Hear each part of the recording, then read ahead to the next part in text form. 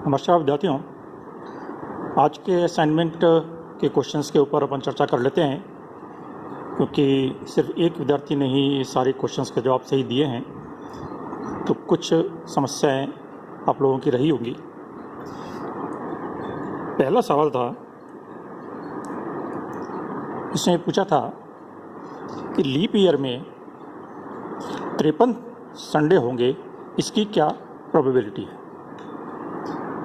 Leap year का मतलब कितने दिन? 366 दिन। ठीक है, हमारे पास 52 हफ्ते यदि हम देखें तो ये बनते हैं 7 दूनी 14, 7 मुझे 35 और 1 36, 364। ठीक है, अभी 2 बचते हैं, 2 दिन। अब ये 2 दिन होने की प्रोबेबिलिटी क्या क्या हो सकती है? या तो Sunday Monday, Monday Tuesday, Tuesday Wednesday, Wednesday Thursday, Thursday Friday, Friday Saturday और सैटरडे संडे।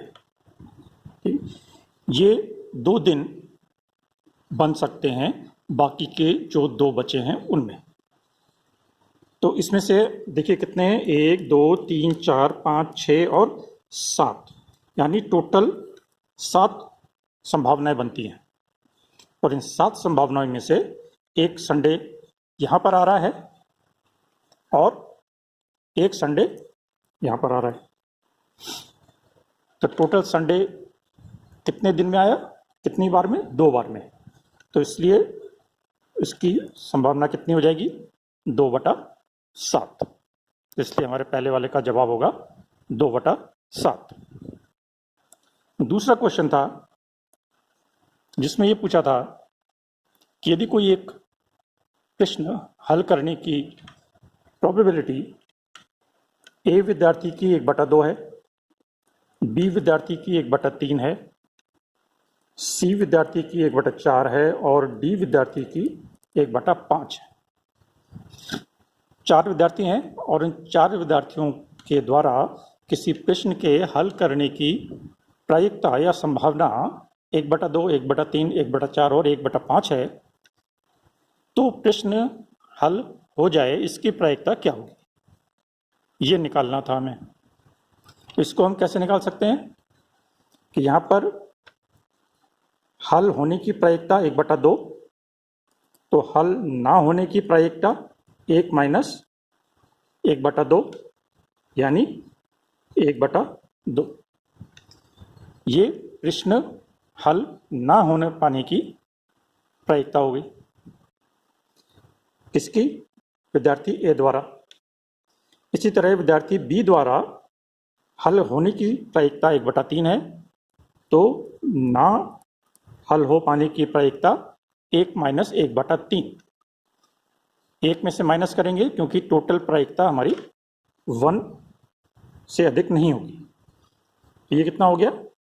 2/3।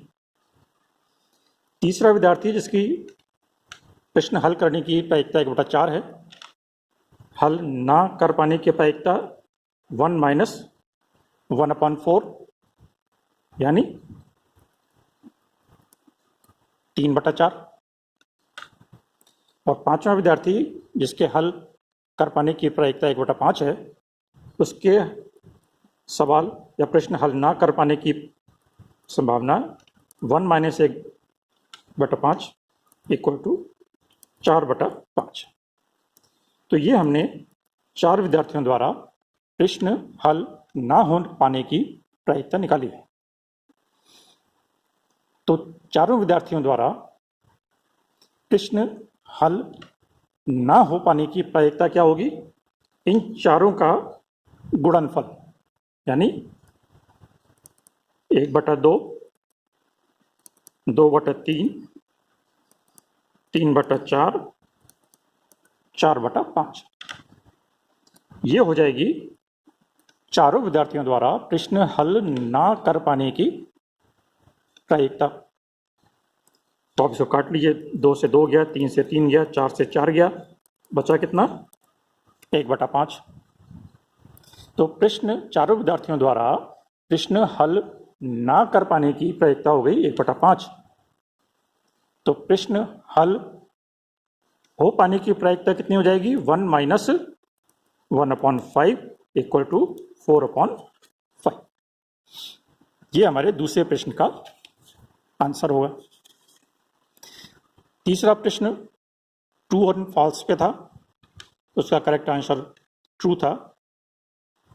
ये क्योंकि रूल्स हैं इसके, तो इसलिए आप बुक में पढ़िएगा, आपको ये स्टेटमेंट मिल जाएगा।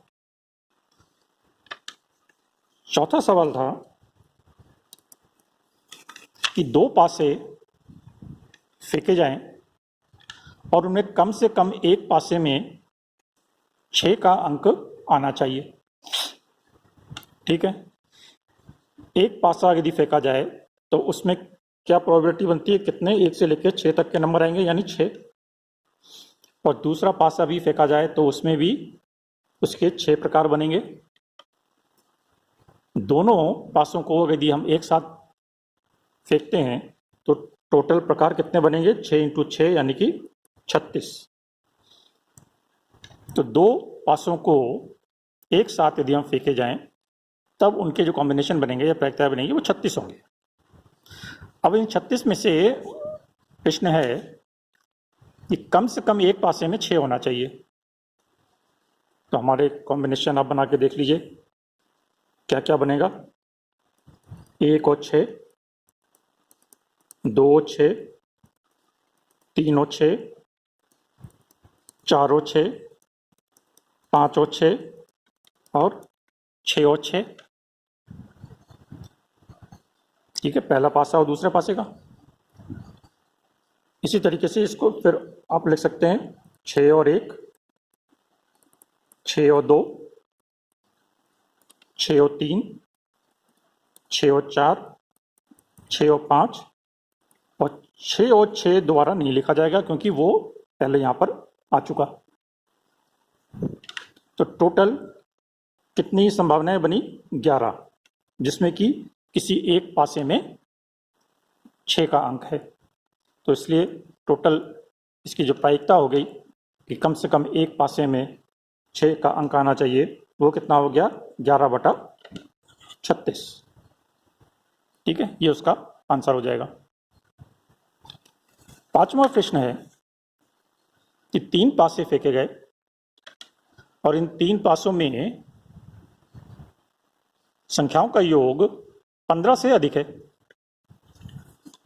ये 3 पासे हैं तो इसका मतलब टोटल कितने बन गए? 6 इंटू 6 इंटू 6 यानी 36 इंटू 6। तो 6 6 36, 6 3 18, 19 20 और 1 21, 216। 216 कॉम्बिनेशन बन गए या प्रकार बन गए या संभावनाएं हो गई कि अंकों की। अब इसमें से वो कह रहा है प्रश्न में कि 15 से अधिक। तो 15 से अधिक का मतलब कि अंकों का योग या तो 16 है या 17 है या 18 है। तो 18 कब होगा? जबकि वो 6 6 और 6 का होगा, यानी तीनों पासों में 6 6 होंगे, यानी एक प्रकार हो गया। फिर 17 कैसे आएगा कि 6 6 और 5 या 6 5 और 6 या 5 6 और 6, यानी कि टोटल 3। 17 आने की। इसी तरीके से ये तो 18 आने की, ये 17 आने की, इसी तरीके से 16 आने की आप प्रोबेबिलिटी निकाल लीजिए या इनके कॉम्बिनेशन बना लीजिए। तो ये आप बनाएंगे, बना के देखिएगा तो ये 6 आएंगे, 6 कॉम्बिनेशन बनेंगे। तो इसका मतलब 15 से अधिक अंकों का योग आए, इसकी प्रोबेबिलिटी कितनी हो जाएगी? 6 + 3 + 1 = 10। ठीक है, और टोटल प्रोबेबिलिटी कितनी है 216, तो इसलिए हमारे पास इसका उत्तर क्या आएगा 10/216। ये हमारे प्रश्न का 5वें प्रश्न का सही जवाब और सॉल्यूशन होगा।